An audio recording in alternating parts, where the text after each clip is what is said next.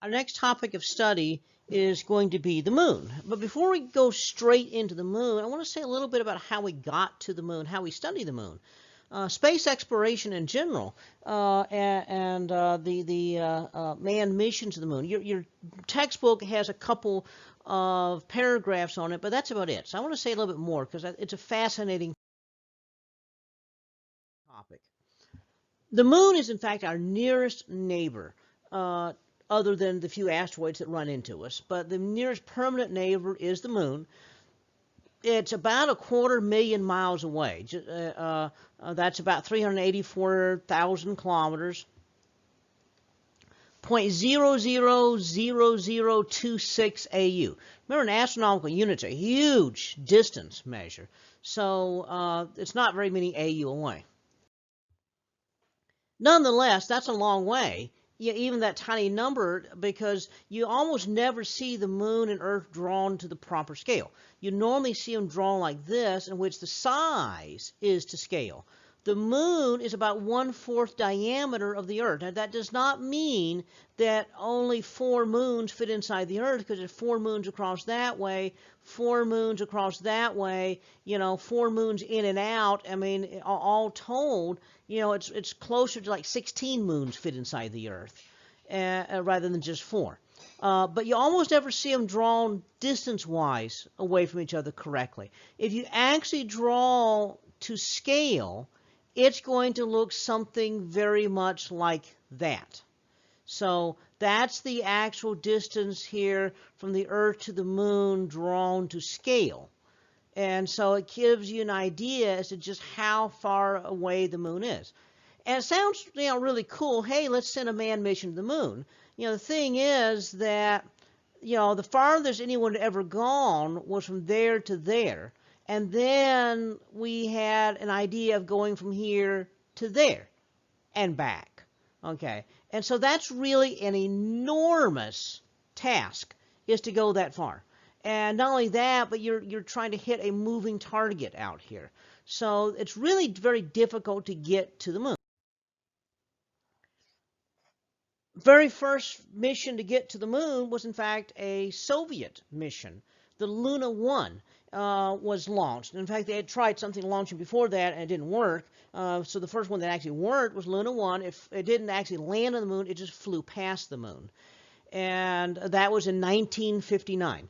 The first American to fly past the moon was actually Pioneer 4. And really, it was a very distant flyby. It passed the moon's distance from the Earth, but it wasn't really particularly close to the moon when it did that.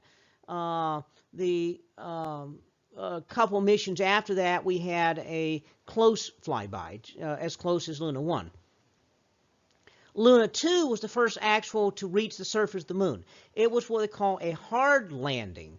A hard landing occurs when you just plow into the surface. You don't try to fire retro rockets to slow down. You just aim at the moon and you take pictures all the way until you smash into it. The United States followed about 2.5 years later with the Ranger spacecraft. Ranger 1 actually didn't impact the moon, but Ranger 2 was successful, a United States spacecraft that actually just plowed into the moon. The first soft landing to the moon occurred in 1966. Unmanned Soviet spacecraft Luna 9 landed softly on the surface of the moon, followed about 3 months later by the Surveyor 1. That was a United States spacecraft that landed softly on the moon. Other spacecraft went to the moon. There were orbiting spacecraft. Both the Soviets and the United States sent spacecraft to orbit the moon. There were several that were several series of spacecraft here, several Luna spacecraft. Everything the Soviets sent to the moon pretty much was called Luna.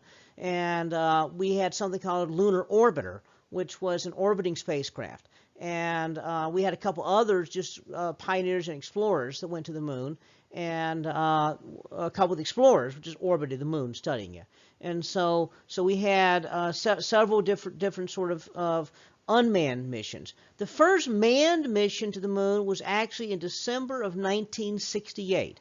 And this was Apollo 8. The Apollo series was the manned mission to the moon. Apollo 8 was the first one that actually went to the moon. It did not land on the moon, but it went into orbit around the moon and then came back. So that was at Christmas time, 1968.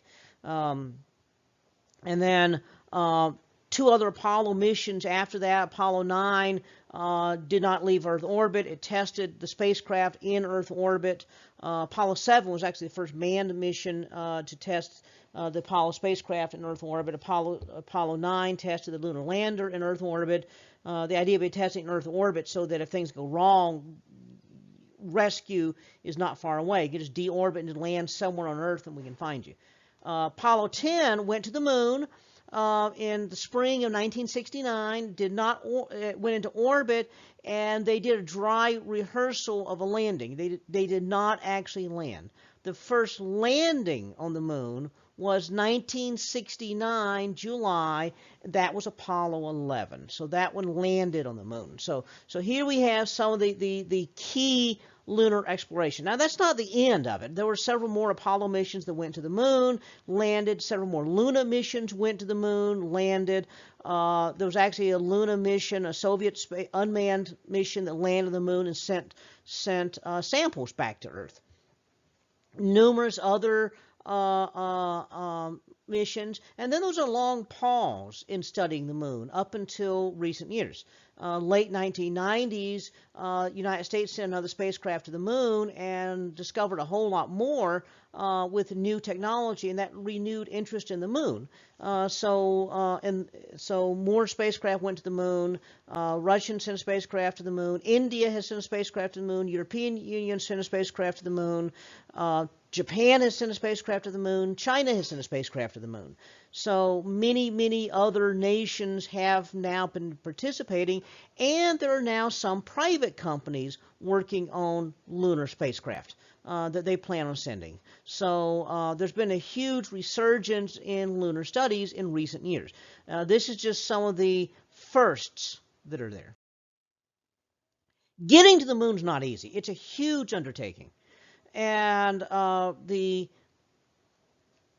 decision to go to the moon was publicly announced in 1962.